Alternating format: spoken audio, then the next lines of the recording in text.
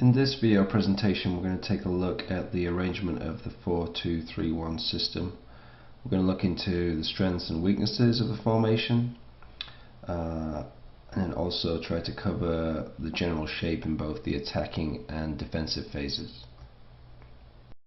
It's worth noting at this point that the reason for the flexibility of this system comes from its structured in 4 units as opposed to the standard 3 you may see in a 4-4-2, for example.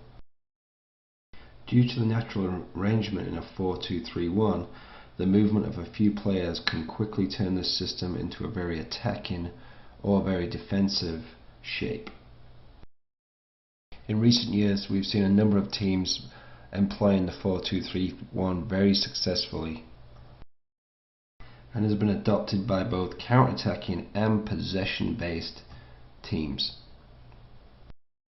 We tend to think of the defensive block as essentially the back 4 and 2 holding midfield players, but in reality often we see the outside attacking midfield players dropping in to create 2 banks of 4.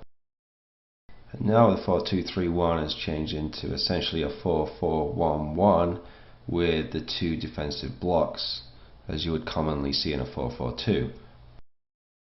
However, it's always really the bank of 4 here and the 2 holding midfield players that provide almost a security blanket, allowing the 2 outside attacking midfield players to really push on without the need to recover too quickly.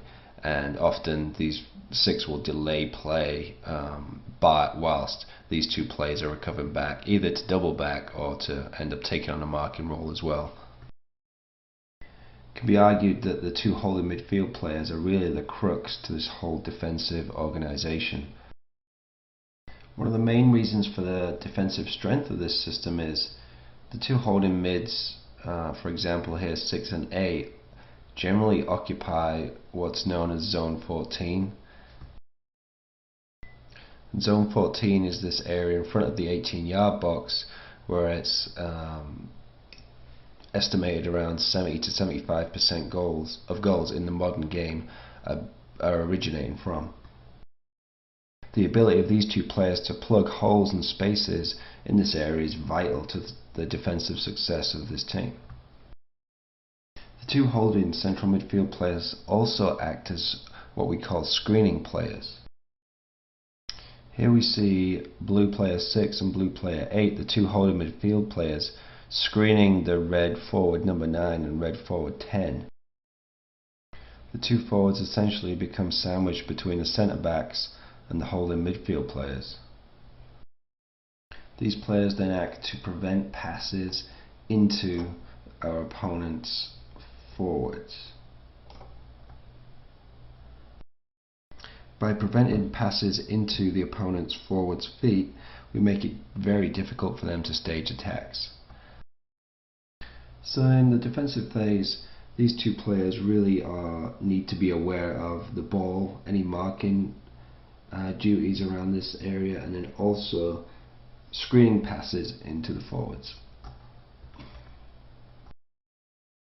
Most modern day formations now play with 3 central players, so there's a risk of being outnumbered if you don't play with 3, which is again another defensive quality of the 4-2-3-1. You essentially have this triangle of 3 players in the middle.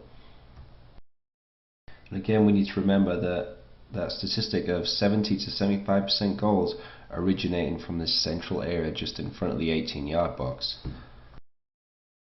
With that being said, you would assume that the weaknesses of this formation or system of play are actually in the wide areas.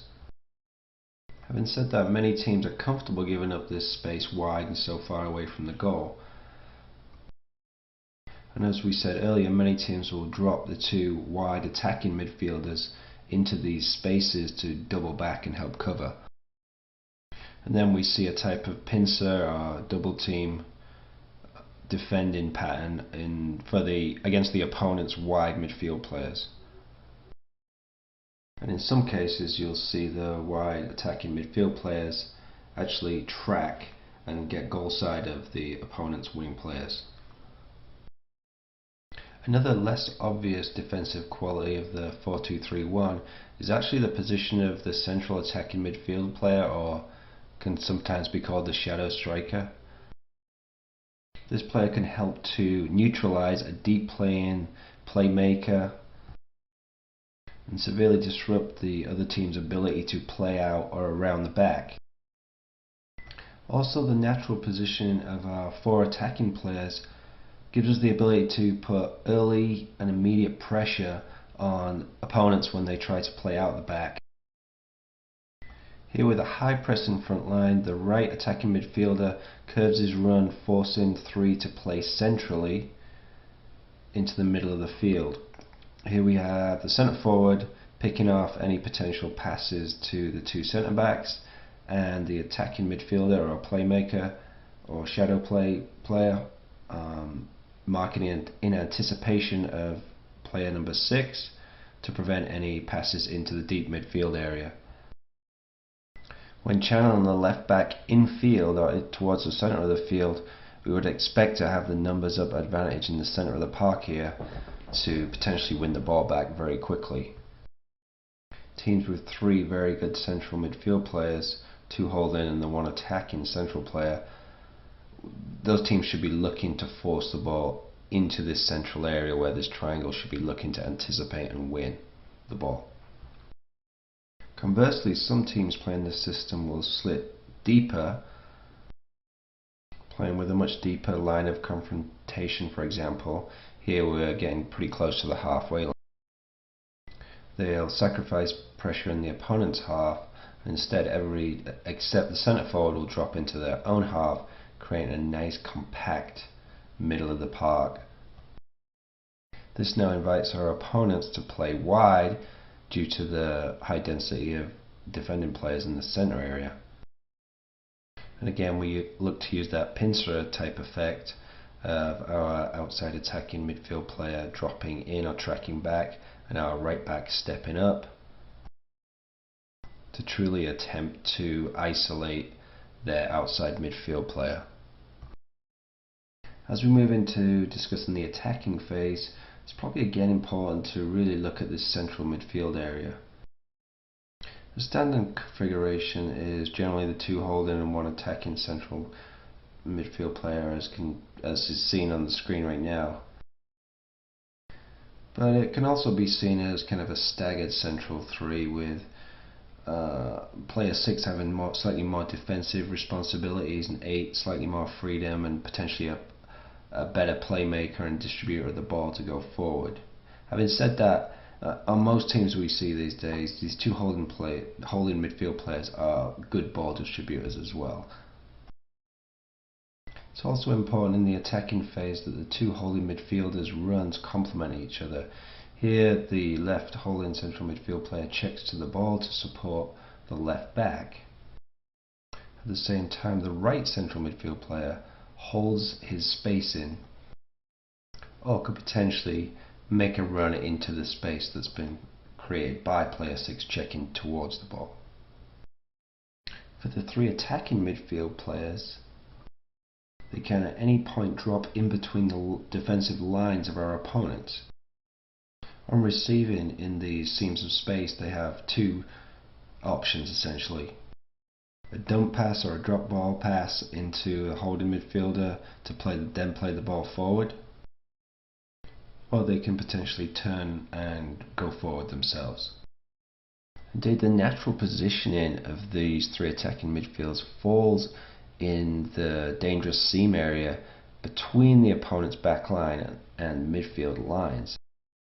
Receiving the ball in this defensive seam area causes significant problems for the opponents.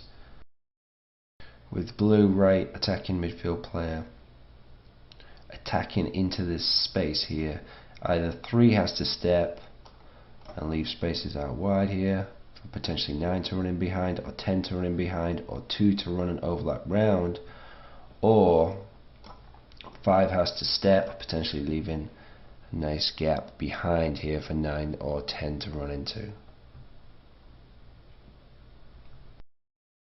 With good intelligent movement and runs in between the lines, these three attacking midfield players can be very difficult to mark and track and can easily distort an opponent's block.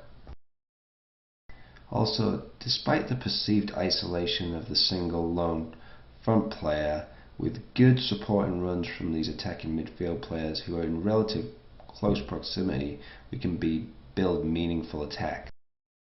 So even long or direct balls into the centre forward can very easily be dumped off to these potentially three supporting runners, which is definitely a factor in considering why this formation is such a good counter-attacking formation. It's also worth noting that when the ball is passed into a attacking midfield player, if this player receives the ball and is able to turn or dumps off to a holding midfield player, there's still three players in advanced positions potentially that can be making attacking forward runs for him. Indeed, the runs from the attacking midfielders are harder to mark than the centre forward, often because they're not actually naturally paired up with one of the defending four players and relying on tracking midfield players to track their runs. So clearly the 4-2-3-1 system is very strong in the central areas, but where does the width come from?